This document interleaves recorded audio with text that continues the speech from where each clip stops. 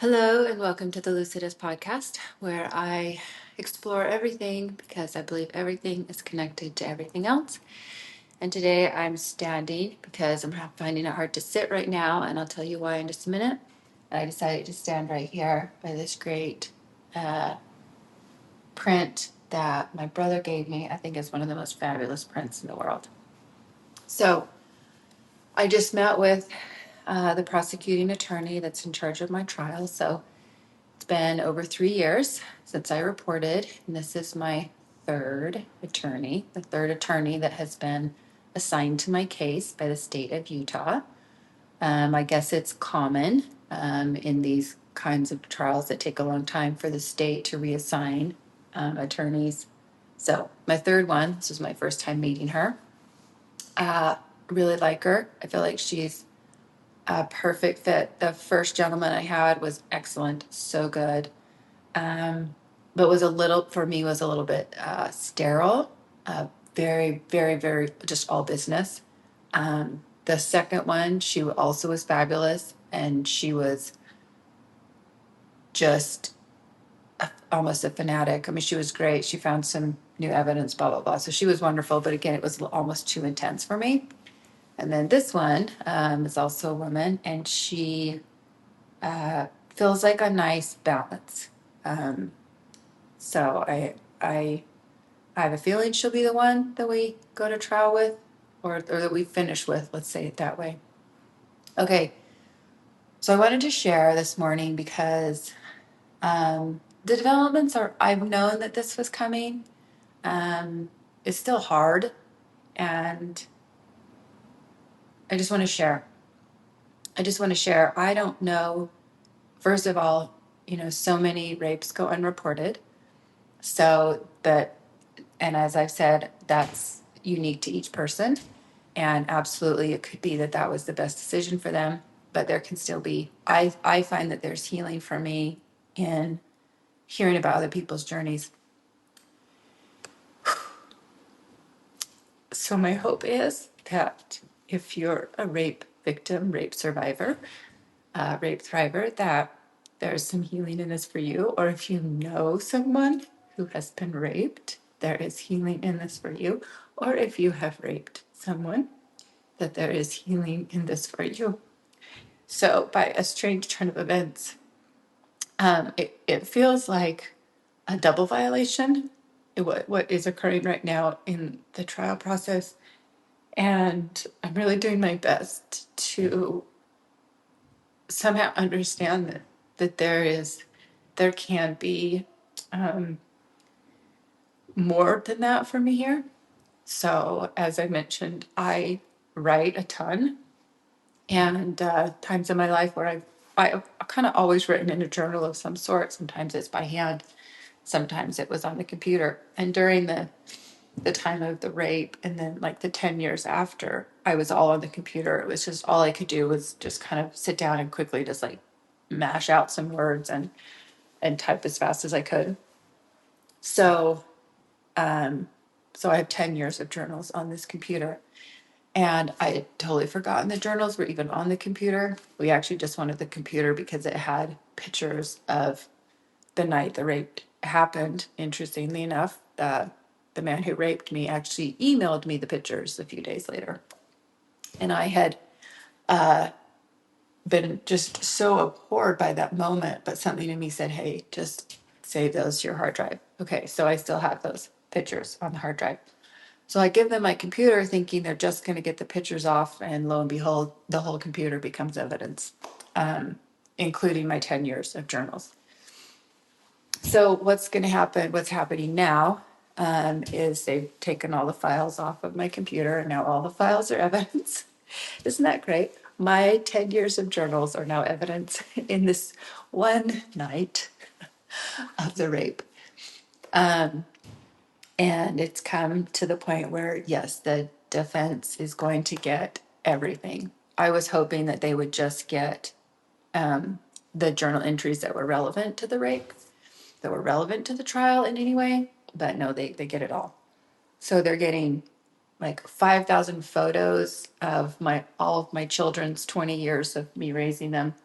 They're getting hundreds of pages of journals that I wrote over a decade that have to do with, I mean, all kinds of stuff. Obviously, I was going through my divorce. There's all that stuff. I was trying to date again, and there's all those dramas.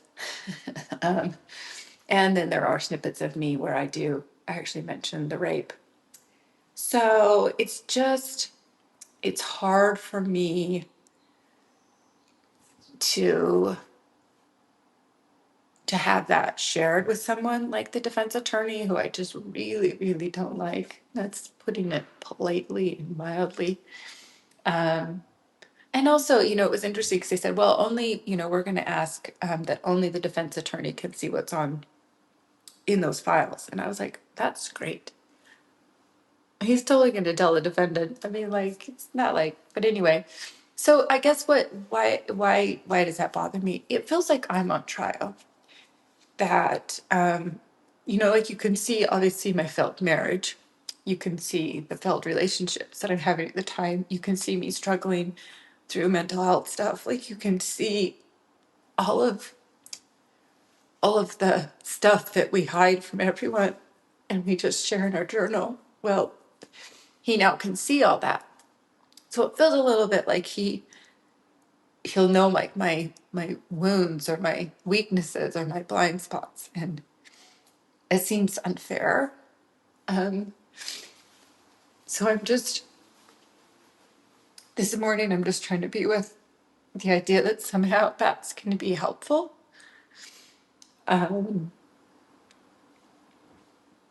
Which I don't even really know anymore what helpful is.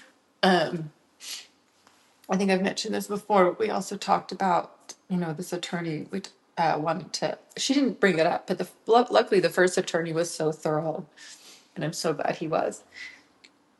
And he said, let me know, like, hey, this man probably is not going to go.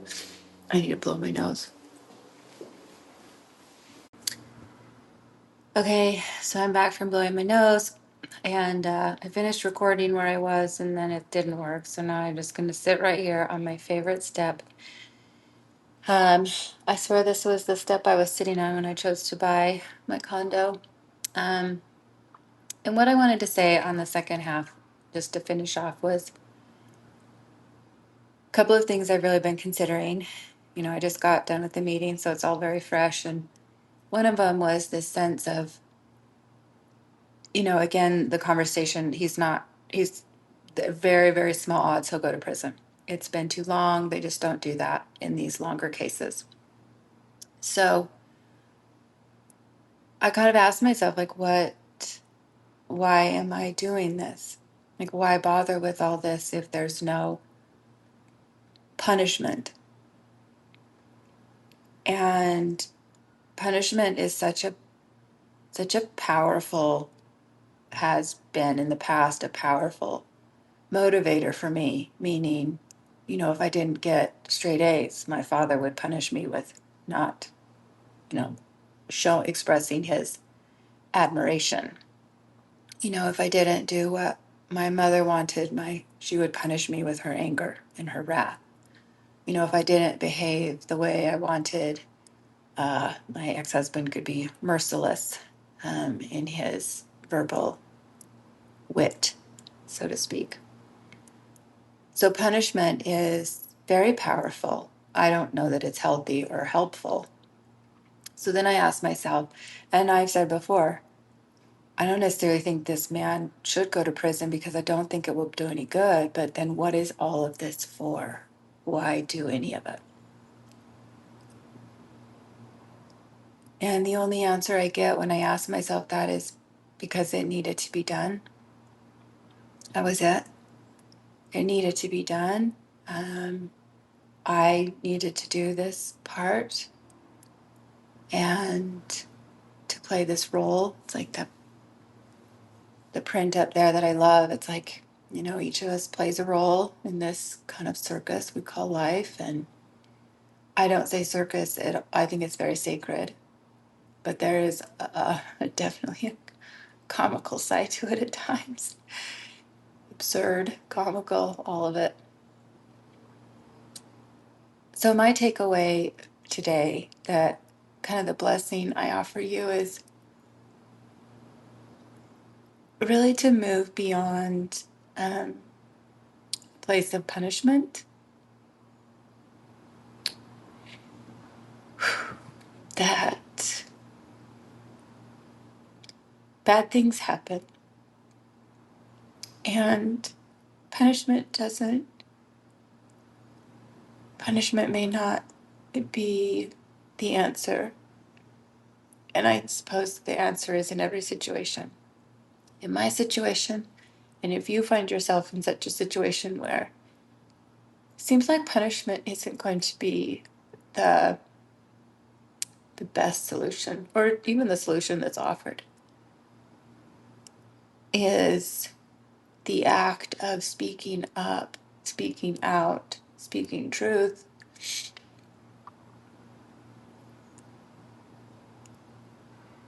Does it still have merit?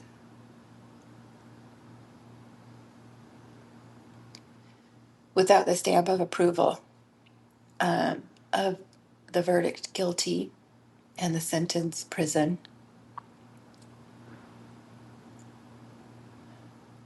was it enough for me just to walk through this experience and do what I felt called to do without a verdict, without a sentence, without a punishment?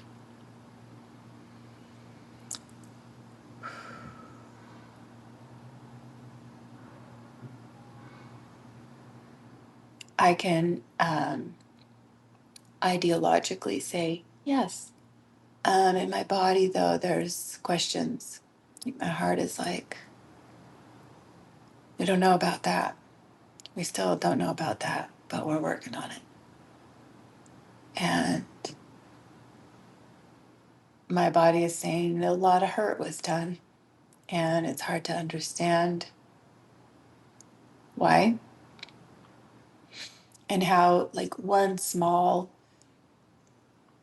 seemingly significant moment in my life can have such huge rippling effects, right? Like, it was one night, and here it's taken up enormous bandwidths of my life in a frustrating way.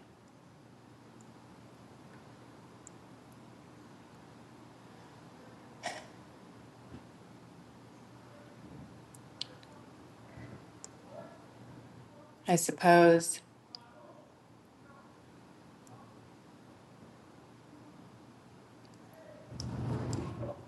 there's a piece. It's funny because I say piece in both terms, the piece of the puzzle, and then also like the piece of my soul.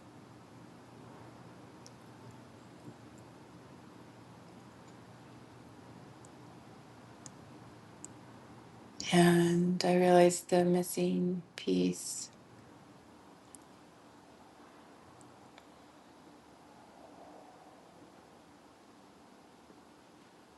is just here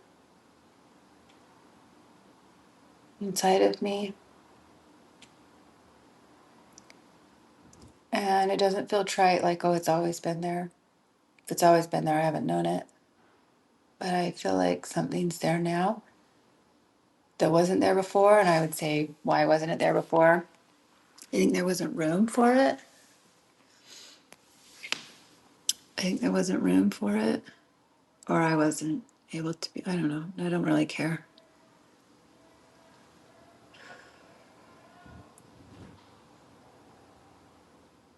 I didn't, I didn't really, I did this maybe for the wrong reason, but I did this because I keep hoping that by sharing the immediacy of my experience, that it opens the doors for people to possibly share the immediacy of their experience, but at the very least, to feel and to experience the immediacy of the moment. And it reminds me of a conversation I was having yesterday with a friend. And I have to say, as I look back more and more on my father's passing from Alzheimer's, and the time I spent with him, I thought it was all very much like a little girl healing sort of experience, and it was. But as I get older, I realize, my God, my father was teaching me some of the deepest spiritual teachings ever. And that is, as my father began to lose his personality, his persona, his facades, his meanness, his individuality, he still had this great capacity of mind. And what he became was the immediacy of the moment, became the immediacy of the moment. Whatever that moment was for him was immediately internal and external. It wasn't like he was experiencing something inside and showed something outside. No, the immediacy of the moment was his total being inside and out. And that, I believe, is who we are. We are the immediacy of every moment, whatever it is. If the immediacy of the moment is sorrow, it is sorrow.